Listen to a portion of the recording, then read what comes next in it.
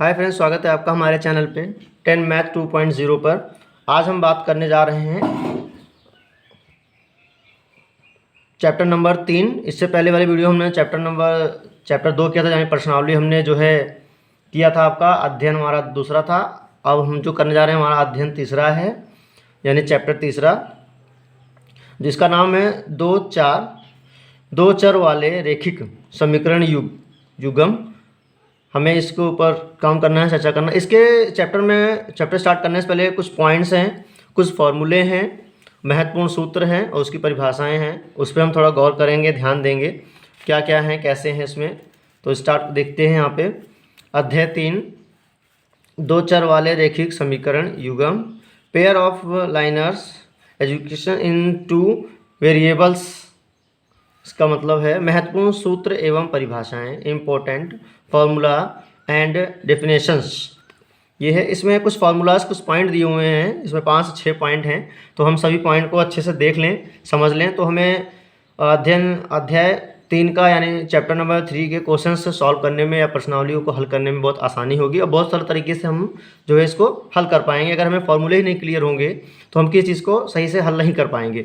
तो उसके लिए हमें फार्मूला को आना बहुत ज़रूरी है और फॉर्मूलों को कंटिन्यूस को करना बहुत ज़रूरी है। तो इसका पहला पॉइंट है, समीकरण ax plus B Y plus C बराबर 0 के रूप का, जहां a, b और c वास्तविक संख्याएं हैं और a बराबर b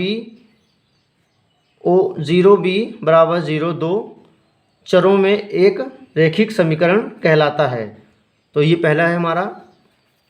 दूसरा है, रेखीय एक बिंदु पर प्रतिच्छेद कर सकती है। इस स्थिति में समीकरण युग्म एक का अद्वितीय होता है, जहां a बटे a और b 1 बटे b 2 हो। और तीसरा पॉइंट है, रेखीय संपादित हो सकती है। इस स्थिति में समीकरणों के अपरिमित रूप से अनेक हल होते हैं, जहां a1 बटे a2 बराबर b1 बटे b2 बराबर c1 c2 हो। तो इस कंडीशन में हम इसको यूज देखना पड़ता है। और इसका चौथा पॉइंट है,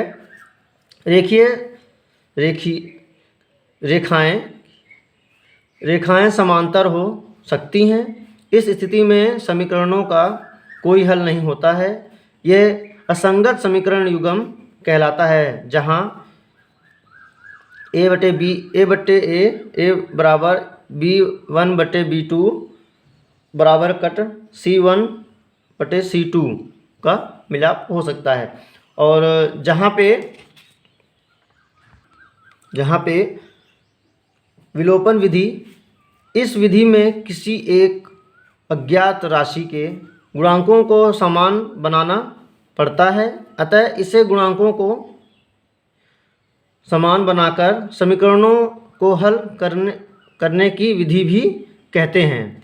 तो जो विलोप विधि होती है, हम इस तरह से इसको समीकरण को लगा के हल करते हैं। और इसका लास्ट पॉइंट है, 6 पॉइंट है इसका। 6 पॉइंट है वृषगुणन विधि। इस विधि को लगाने के लिए यह आवश्यक है कि समीकरणों का दाहिना पक्ष शून्य हो। इसलिए यदि दिए हुए समीकरणों में कोई पक्ष दाहिना और हो तो उसको बाईं ओर पक्षांतरण करके तब निम्न सूत्र का प्रयोग करना चाहिए। यदि समीकरण ax plus Y B plus C बराबर 0, ax plus Y plus C बराबर 0 दिए हों, तब उनका हल x बटे B C minus B C बराबर y बटे c1 माइनस c1 a और बराबर 1 बटे A B minus A B. तो ये हो। तो ये हमारा सूत्र है जो हम चैप्टर शुरू करने जा रहे हैं, अध्ययन शुरू करने जा रहे हैं। उसका नाम हमारा ये दिया गया है, उसके फार्मूलाज हमने देख लिए हैं, सूत्र हमने देख लिया है। अब हम इसकी प्रश्नावली को हमें इसकी प्रश्नावली हल करनी है। तो इसकी प्रश्नावली हम हल करना शुरू करते हैं। इसके पहला जो प्रश्नावली है, आइए देखते हैं क्या है पहली प्रश्नावली। प्रश्नावली 3.1 जिस पे हम काम करेंगे। हमारी प्रश्नावली है 3.1 जिस पे हमें पहला क्वेश्चन हमारा दिया गया है। आफताब अपनी पुत्री से कहता है, 7 वर्ष पूर्व में तुमसे 7 गुनी आयु का था। अब से 3 वर्ष बाद मैं तुमसे केवल 3 गुनी आयु का रह जाऊंगा। क्या यह मनोरंजक है? इस स्थिति को बीजगणितीय एवं ग्राफीय रूपों में व्यक्त कीजिए। मेंस हमें इसमें ग्राफ का भी यूज़ करना है और बीजगणित का भी यूज़ करना है। तो हमें इसमें निकालना है कि आफताब अपनी पुत्री से कहता है कि मैं 7 वर्ष पूर्व तुमसे जो है 7 गुना आयु में मतलब उम्र में बड़ा था। उसके बाद फिर मैं 3 साल के बाद जो है केवल 3 गुना आयु में रह जाऊंगा। तो हमें ज्ञात करना है कि उनकी पिता और पुत्री की आयु में कैसे क्या अंतर था। तो प्रश्न नंबर हल करते हैं। पहला पर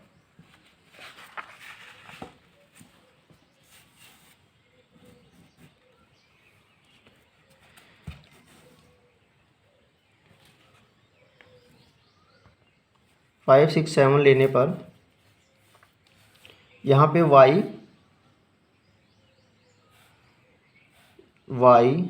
बराबर 5 रखने पर, क्योंकि x बराबर 7 गुणे 5 गुणे 42 -42 बराबर -7 है। तो यहाँ पे y 6 रखने पर, क्योंकि x बराबर 7 गुणे 6 -42 है बराबर में 0 है। और यहाँ पे y बराबर 7 रखने पर, क्योंकि x बराबर 7 गुणे 7 -42 7 42, तो यहाँ पे 7 है। तो यहाँ तक है। तो यहाँ पे आया हुआ है इतना आंसर। तो यहाँ पे ये आंसर आपका आ गया है। तो इसके आगे बढ़ते हैं। आगे के लिए अतः समीकरण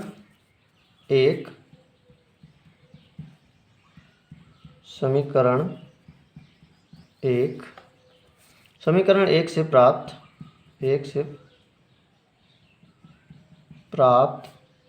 बिंदु A -7, 5 एंड B 0, 6 और C 7, 7 है। तो समीकरण 1 से हम हल करते हैं। जो दिया गया है x - 3y बराबर 6 समीकरण दिया गया है, या x बराबर 3y + 6 दिया गया है। माना, यहाँ पे मानक लेके चलते हैं। माना y बराबर 1 - 2 - 3 लेने पर y बराबर -1 रखने पर, क्योंकि x बराबर 3 है। 3 गुणे -1 + 6 बराबर 3।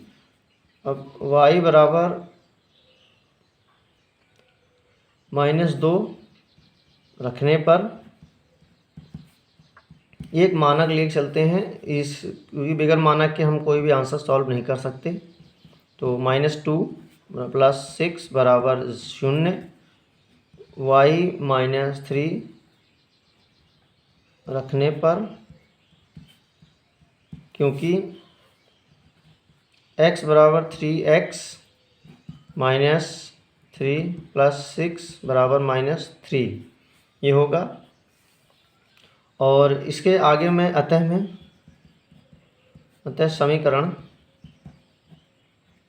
समीकरण सेकंड से प्राप्त बिंदु D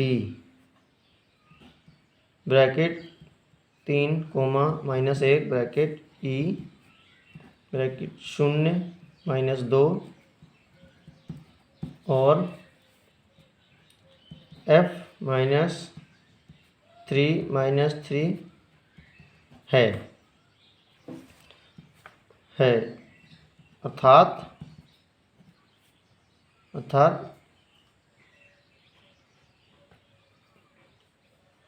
है। अब इसको हमें जो हमारा दिया गया इसको हमें जो है तालिका के रूप में भी निम्नलिखित प्रकार से इसको बनाना है। तालिका बनाना जरूरी। तालिका में जो बॉक्स बनते हैं उसमें हम इसको पुटअप कर सकते हैं। तो पुटअप करने के लिए हम पहले इसको आंसर सॉल्व कर लेते हैं, उसके बाद बॉक्स में पुटअप कर देंगे। जैसे आपके समीकरण दिए गए थे y हमने 5, 6, 7 लिया था। उसके बाद हमने यहाँ पे मानक निकाला था x बराबर y -42। उसके बाद हमने y का मान निकाला। फिर उसके बाद हमारे पास समीकरण था सेकंड समीकरण। उसके बाद y का मान निकाला, फिर फर्स्ट समीकरण में आ गया, उसके अनुसार यहाँ पे प्लस एंड 6। अब हम यहाँ पे इसको जो है बॉक्स में कन्वर्ट कर लेंगे। तो हम स्केल और पेंसिल से इसको हमें तालिका में बना लेंगे। तालिका में बनाना ज़रूरी है, नंबर अच्छा मिलता है। तालिका में इसको कन्वर्ट कर लेंगे।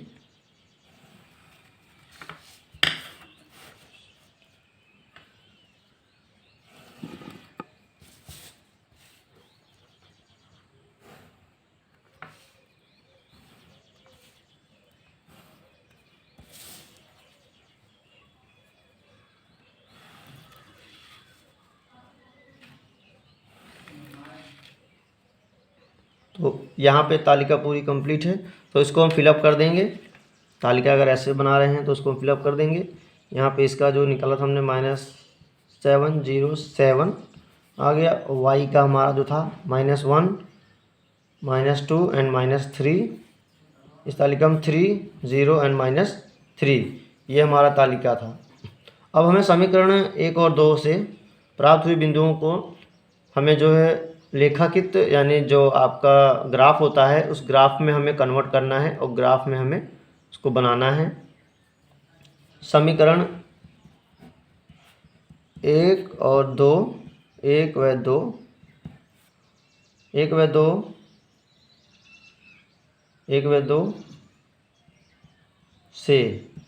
2 से हमें यहाँ पे ग्राफ को बनाना होगा, ग्राफ कन्वर्ट करना होगा। और ग्राफ कैसे बनाएंगे और देखते हैं ग्राफ कैसे बनता है हमारा। हमें ग्राफ देखिए कैसे बनाना है। ग्राफ को हमें ऐसे बनाना है, ड्रॉ करना है। तो यहाँ पे हम बिंदुएं ले लेंगे, 7 बिंदु ले लेंगे। 7 बिंदु हो गया। यहाँ भी हमें 7 लेना है।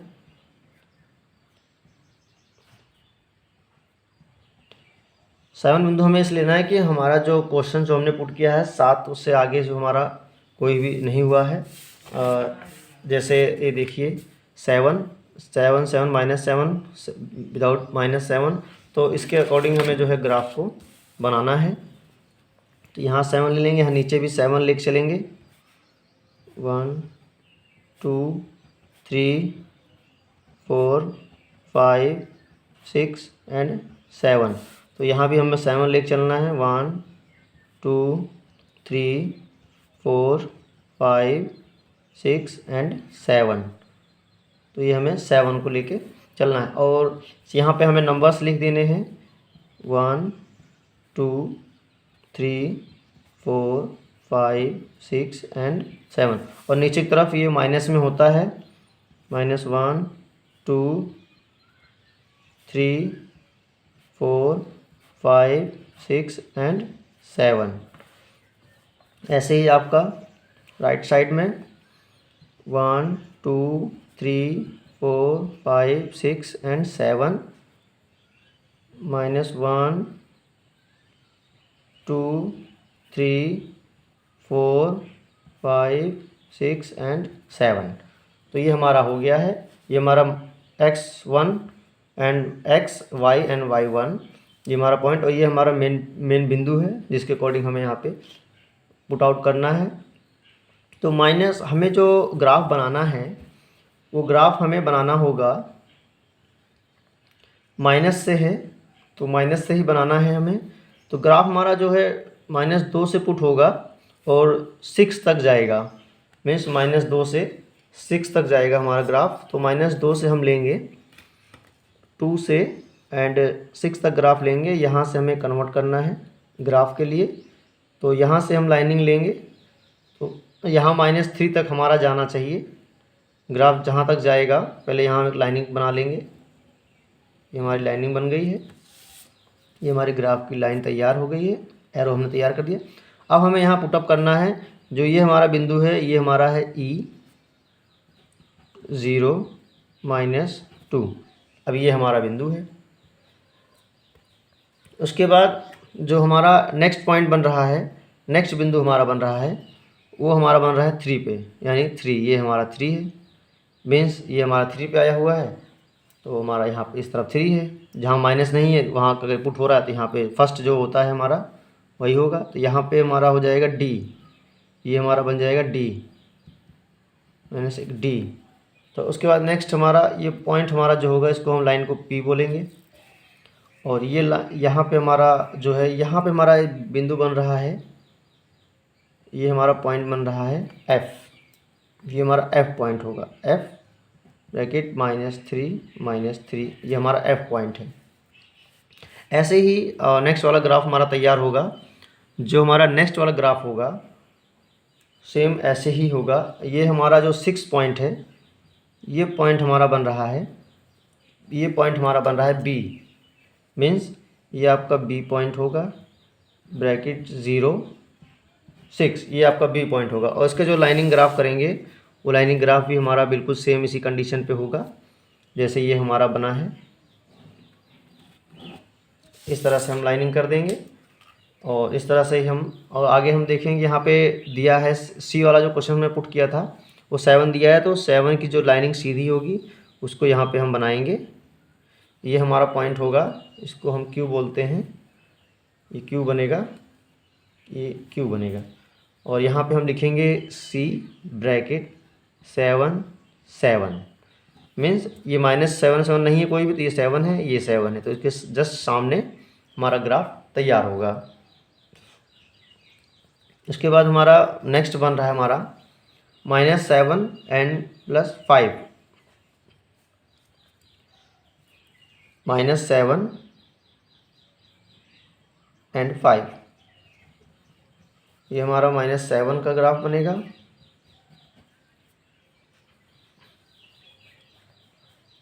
-7 और यहाँ पे A रहेगा हमारा -7 एंड 5। ये आपका ग्राफ जो है कंप्लीट हो गया है। ये आपका टोटल ग्राफ है, इस तरह से पूरा ग्राफ तैयार होगा। और ये आपका आंसर नंबर फर्स्ट है, 3.1 का आंसर नंबर फर्स्ट है। और answer number second and third ये हम नेक्स्ट वीडियो में करेंगे। जो हमारा नेक्स्ट वीडियो होगा उसमें हम पूरा अच्छे समझेंगे, पूरा ग्राफ पेपर पे बना के समझेंगे। बट आज ग्राफ पेपर ख़त्म हो गया था। कल के वीडियो में जो क्वेश्चन नंबर सेकंड और थर्ड है उसमें हम टोटल कंप्लीट ग्राफ पे ही, जो ग्रीन ग्राफ आता है उस पर हम आपको समझाएंगे, पूरा बताएंगे किस तरह से हमें उसको कंप्लीट करना है, किस तरह से बनाना है। और कोई भी मैथमेटिक्स लगाने से पहले फार्मूलाज और सूत्र जो मैंने आपको शुरू में बताए थे कि हमें सारे फार्मूलाज और सूत्र को अच्छे से देखना चाहिए, पढ़ना है, याद रखना है, क्योंकि इसी के माध्यम से सारे आंसर हमारे पुट होंगे, सारे क्वेश्चंस हमारे निकलेंगे। अगर हमें क्वेश्चंस नहीं याद होंगे तो क्वेश्चन के साथ साथ हमारे जो फार्मूले हैं अगर वो हमें नहीं पता होंगे तो हम कोई भी जो है क्वेश्चन को कंप्लीट नहीं कर सकते विदाउट फार्मूला, क्योंकि फार्मूला से ही क्वेश्चंस हल होते हैं। तो हमारे नेक्स्ट वीडियो में हम बात करेंगे क्वेश्चन नंबर 3 और 4।